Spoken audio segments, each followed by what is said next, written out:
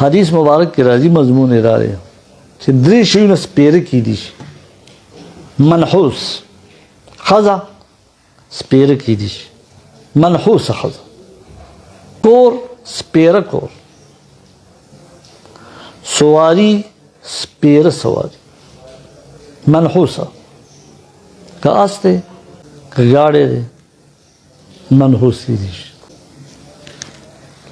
علماء تعویل کوي چې د ګاډي ته څه ګناه ده، د ښځې ته څه ګناه ده، د کور ته څه ګناه ده چې په دې کې نحوست راغی.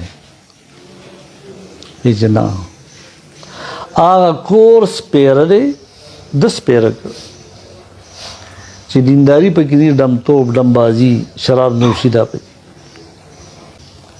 هغه ښځه سپېره ده چې بد عمله بد کرداره ده. خاوند کې نیک عمل دی ځان سره په بد راواړي. حضور علیہ السلام فرمائی الدنیا کلها متاع وخیر متاع الدنیا المرأة الصالحة.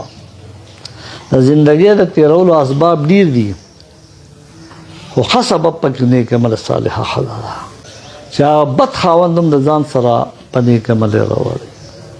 خو که د دې بېلکه شي جو سپېره ښځه شوه نو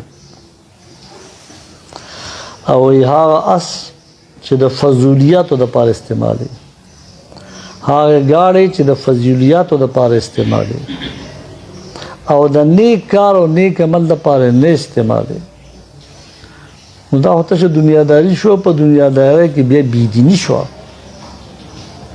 دغه سپېره ګاډی دا سپېره مارکه